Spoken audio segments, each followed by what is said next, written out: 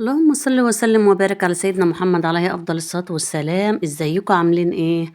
كل سنة وانتم طيبين. وحشتونا من الفيديو اللي فات. النهاردة بقى عاملين معاكم ايه؟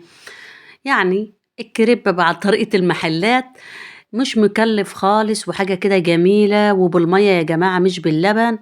بس نور بقى كانت هي اللي عاملة الشيف، وقامت حاطة عليه كمان البيض. هو انت لو عايزة تعمليه من غير بيض ومن غير لبن هيطلع معاكي جميل جدا برضه.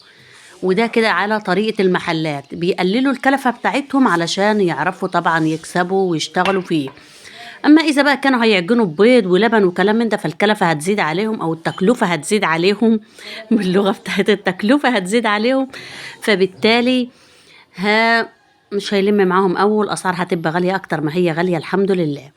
المج دوت حطينا بيه 3 دقيق، وحطينا معلقة كبيرة سكر، وحطينا نص مج زيت، وشوية ذرة ملح وذرة فانيليا، وبطين وكوبايتين. مم، على حسب العجينة ما تاخد منك بقى المية. احنا عملنا مجين واخدنا شوية كمان في المج التالت، على حسب عجينتك ما تظبط. عايزه تعجنيه بالبيض واللبن ماشي مفيش مشكله، يعني عايزه تعكسي الوضع وتشيل الميه دي وتحطي لبن ماشي مفيش اي حاجه. دلوقتي اعمليها بالمضرب على السريع كده اهو. بس طبعا بيبقى فيه تكتلات فتقومي جايه عاملاه في الخلاط، في شفشق الخلاط. بصي جميل جدا ما فيهوش اي كلاكيع ولا فيه غلطه، حاجه كده جايبه من الاخر. طبعا فضيناه كله في البوله بتاعتنا زي ما انتوا شايفين اهوت، وهنبتدي بقى نوزع ان احنا نعملوه الالوان.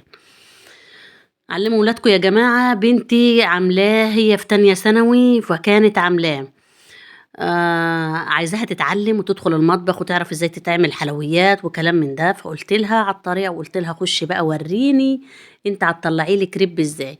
هي كمان اللي مصورة وهي اللي عاملة كل حاجة، وانا في النهاية بس رحت اديتها التاتش الاخير وشفت بس الحاجة اللي هي عملتها. ما شاء الله طلعت شاطرة وفهمت الوضع، وحبيت ان انا اعلمها وطلعت الحاجة ما شاء الله عليها جميلة جدا. فحاولوا تعلموا بناتكم وتاخدوهم واحدة واحدة كده وتابعي من بعيد. يعني ايه، خليكي بعيدة كده. يعني انا مش هعمل بس هتفرج كده يعني. فانا وقفت برضو يعني ايه مش هعمل بس بتفرج، عايزاها تشوف ان او هتوصل لايه. فهي ما شاء الله عليها عملت اول كريبايه لزقت منها. بعد كده قلت لها على الطريقه، هي كانت ترجاها اكتر من اللازم موسعه بيها الدايره، فكانت بتلزق. فقلت لها لا لازم يكون، يا لو انت هتوسعي الدايره بتاعتها تكوني تمليها شويه، يا كده يا تبقى تمام اهي زي ما انتم شايفين كده اهو. ما توسعيش قوي. هي كانت بقى ماليه ايه اتصى بيها كلها فايه، فكانت ايه لزقت منها معرفتش تطلعها. انما لما بتبقى بالطريقه ديت كده تمام كده العجينه مظبوطه. اخدت العجينه بتاعتها وعملتها الوان، عملت واحده بالكاكاو، وعملت واحده باللون الاصفر بتشتري من عند العطار، وعملت واحده طبعا اللون العجينه العادي اللي هو الابيض. وهي كده كده محطوط عليه الايه الفانيليا عليه وكل حاجه جميل ما شاء الله اهو. جميله هي وطلعت مظبوطه معاها. ان انت ما تفرديش قوي في الطاسه بتاعتك، او الطاسه بتاعتك تكون كبيره. ولو عندك طاسه الكريب على ما ربنا يكرمنا ونجيبها تبقى تمام. جبنا الموز وقشرناه وهنحشيه بقى في قلب الكريب ده، الكريب الحلو يا جماعه. جبنا الموز بقى وقشرته ايه وهنحشيه في الكريب بقى. تاخدي كل كريبايه بصبع موز، كل كريبايه بصبع موز. تجيبي بقى ايه اي حاجه بقى انت عايزه تحطها عليه. مثلا عندك نوتيلا شغال، مثلا ممكن تعملوا له شويه معلقه كراميل. وانا عملت الكراميل تحطها برضو عليه، برضو جميل جدا وكان طعمه حلو قوي. وحاجه حلويات مش مكلفه، ويعني حاجه في البيت كده، نوع من انواع الحلويات ما هيش مكلفه عليك خالص خالص خالص، وفي نفس الوقت طعمها جميل والولاد حبوها جدا. اما بقى لما بتعملي الكريب دوت الكريب الحادق وتحشيه بقى فراخ ولا جمبري او حاجات من دي بيبقى برضو تحفة. انا عملت ايه، عملت معلقتين سكر كراميل. ما صورناش الكراميل يا جماعة.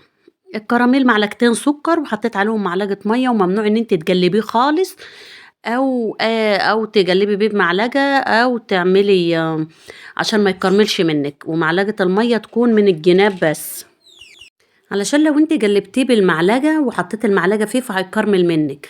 اما لو انت حطيت المعلقتين السكر وعليهم معلقة مية من الجناب بتاعته وتسيبيه هو هيعمل الكراميل ويطلع معاكي مظبوط زي ما انت شايفاه كده، جميل جدا، وفي نفس الوقت مش هيكرمل ولا يحصل له اي حاجه. هي دي تركه الايه الكريم كراميل.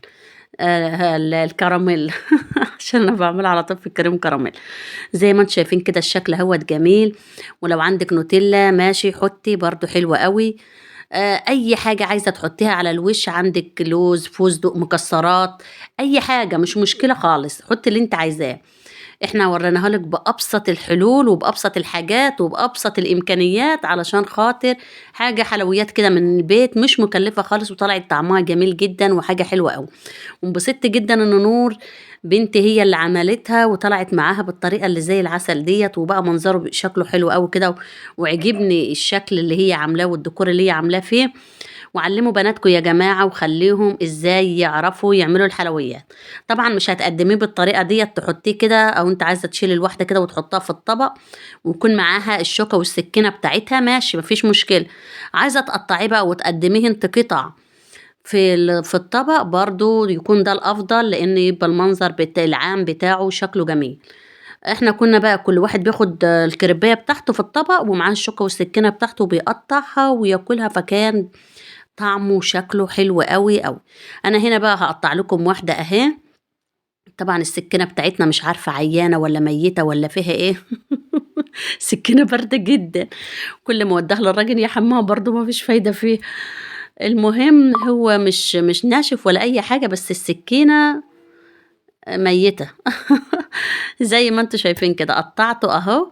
اهوت ادي كده المنظر اهوت بتاعه، ادي الموز من جوه والكريبايه حواليه زي ما انتوا شايفينها كده. عايزه تحطي اي حشو حطي، عايزه تحشيه حشو نوتيلا حطي، عايزه تحشيه كريمه عادي، اللي موجود في بيتك اعمليه.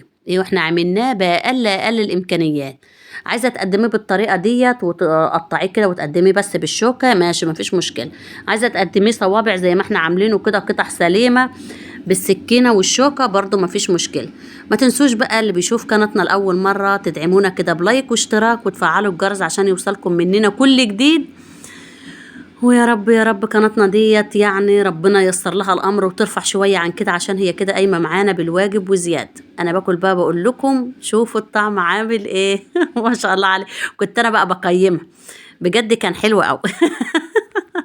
الاول اخدت كده القطعتين، القطعه ادوق الاول وبعد كده